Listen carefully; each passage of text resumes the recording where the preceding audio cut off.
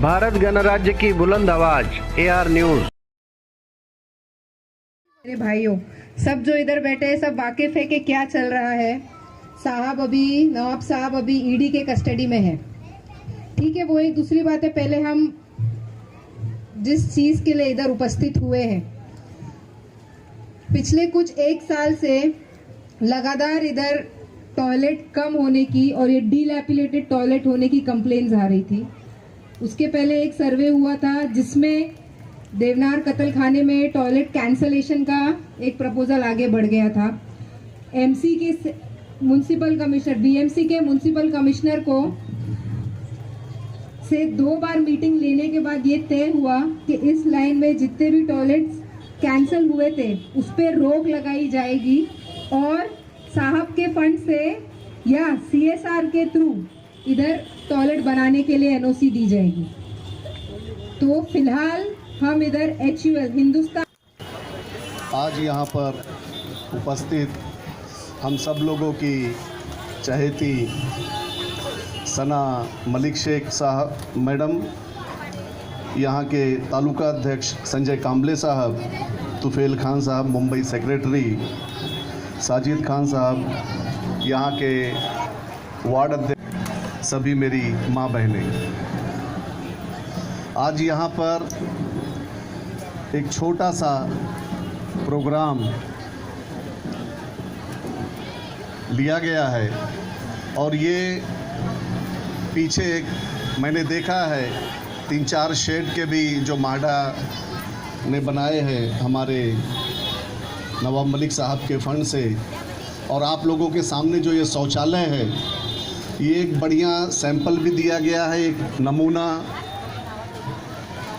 जिस हिसाब से ये शौचालय बनेगा। खडतर परिस्थिती आहे, साहेब ईडीच्या कस्टडीत आहेत, पण तरीसुद्धा आपल्या मतदारसंघातील जनतेला त्रास व्हायला नको म्हणून सना मॅडमला सांगितलं की माझ्या मतदारसंघातल्या जनतेचं काम अजिबात थांबता कामा नये। आणि म्हणून मी मॅडम आपलेही या निमित्ताने आभार मानतो की आपण एका क्षणाचा विचार न करता, मला वाटतं आज 5 ठिकाणी आपण उद्घाटन केले, नारळ फोडले आणि होणाऱ्या कामाचे नारळ फोडले, परंतु पूर्ण झालेल्या कामाचे सुद्धा आपण या ठिकाणी उद्घाटन केलेले आहेत। आज या ठिकाणी आधुनिक शौचालयाचं आपण उद्घाटन केलं। बंधूंनो, बोलण्याची जास्त गरज नाही आपल्याला, परंतु सांगू इच्छितो की ज्याप्रमाणे भाजप शासित केंद्र सरकारने नवाब मलिक साहेबांसारख्या एका मंत्र्याला अटक केली, चुकीच्या मार्गाने अटक केली आणि काही कारण नसताना केवळ राजकीय द्वेष भावनेने त्यांना अटक केलेली आहे, आपण सर्व जाणता। मी आमच्या बहुजन आदर्शांना प्रथम अभिवादन करून आज या ठिकाणी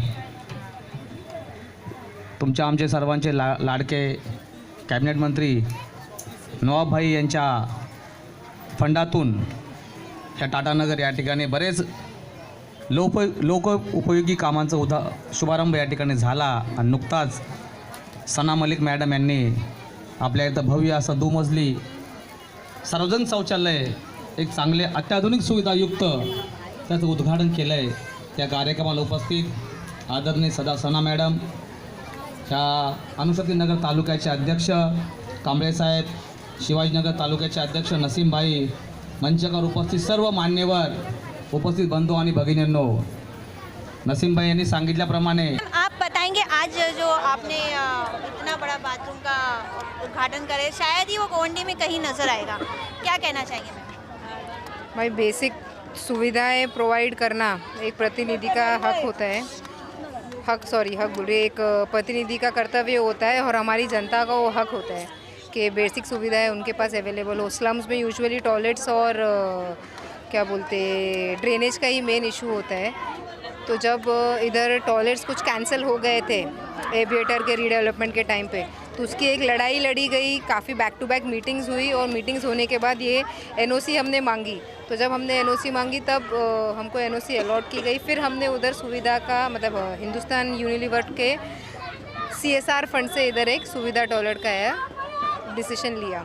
उसमें टॉयलेट्स के अलावा क्लीन वाटर फैसिलिटी, लॉन्ड्री और कैमरा, मतलब हेल्थ महिलाओं के लिए काफ़ी सुविधाएं हैं और हमारे बच्चों को एक अलग तौर पे एक नए जनरेशन को हम कैसे डायरेक्शन दे सकते हैं। यूजुअली स्लम्स में बच्चों का ऐसे ही होता है कि उनको वही दिखाया जाता है कि टॉयलेट है तो गंदी चीज़ है या गंदगी ही रहती है।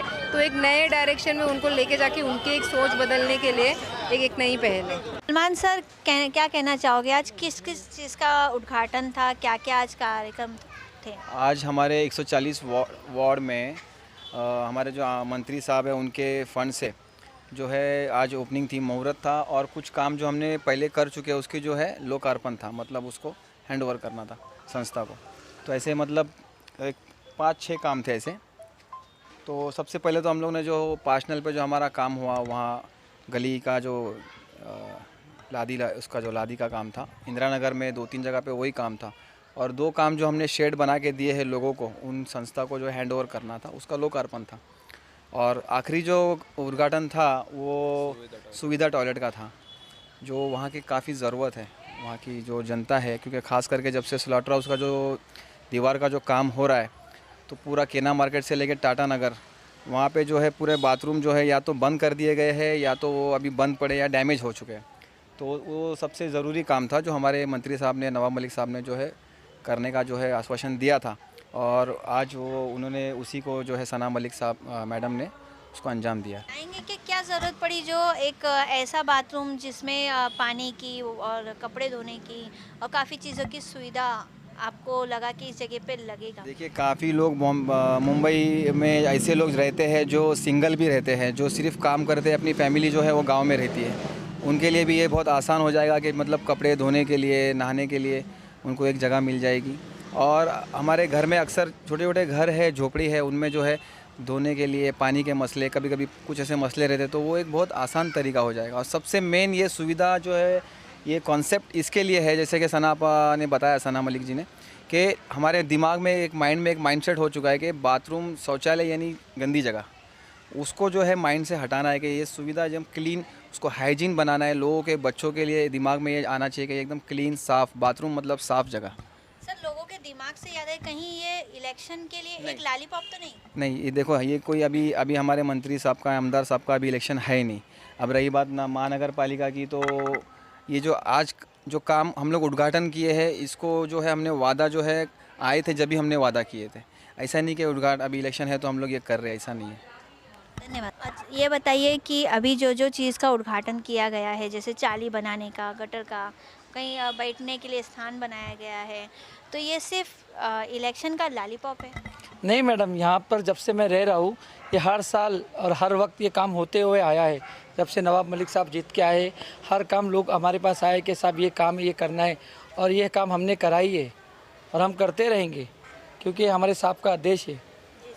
क्या कहना चाहेंगे हमारे चैनल के ज़रिए लोगों को? यही कहूँगा कि साहब बहुत जल्द छुट के आएंगे, और बाकी के जो लोग हैं जो साहब के खिलाफ़ कुछ बोल रहे हैं, उसको ज़रा भी दिल पे लेला नहीं, क्योंकि ये जो बोलने वाले हैं ये खाली बैनर बनाने वाले हैं। उनको काम यही आता है, बोलना ही काम आता है मैडम। ये बैनर बनाएंगे और बैनर बनाने वाले ही है, इसलिए साहब का अच्छा चाहते नहीं। धन्यवाद सर। मेरा नाम स्वप्निल पाटिल है, मैं अनुशक्ति नगर विधानसभा का विद्यार्थी अध्यक्ष हूँ। सर, क्या कहना चाहेंगे नवाब मलिक जी का अभी ईडी की तरफ से गिरफ्तार होना, ऊपर से 55 से सीधा 5 पे आ जाना, क्या कहना चाहेंगे सर? देखिए, सबसे पहले ये एक पॉलिटिकल वेंडेटा है जो बीजेपी सरकार अपने एक संस्थाओं के द्वारा हर मिनिस्टर पे जो आवाज़ उठा रहे उनके खिलाफ, उनके ऊपर एक एजेंडा चला रहे। ये जो अभी साहब का जो अरेस्ट हुआ, ये असंवैधानिक तरीके से हुआ है। ना साहब को कभी समन्स दिया गया, ना कभी उनको एक प्री नोटिस जो आता है वो नोटिस भी नहीं दी गई, समन नहीं किया गया। समन उन्होंने साहब को ले जाने के बाद में ईडी ऑफिस पे, साहब को ईडी ऑफिस पे बुलाया गया घर जाके उनके। साहब ने बोला कि मैं आता हूँ, क्योंकि मुझे करनी है तो मुझे डर नहीं है। साहब ईडी ऑफिस पहुँचने के बाद जबरन उनसे साइन करवाया गया समन्स पे। पर नवाब मलिक जी को तो घर से लेके गए थे जी। घर पे जाकर उन्होंने एक 15 मिनट का, जैसे सना मैडम ने कुछ चैनल्स को भी ये बात बोली थी कि हमारा घर 3 BHK का है। 15 मिनट में उन्होंने कुछ ढूंढा, कुछ मिला नहीं। फिर उनके बाद में उन्होंने साहब को ईडी ऑफिस आने का, इंक्वायरी के लिए आपको आना पड़ेगा, ये बोल के साहब को ले जाने के लिए तैयार हो। साहब भी बोले कि मैं खुद आता हूँ, आप ले जाने की ज़रूरत नहीं, मैं खुद आऊँगा।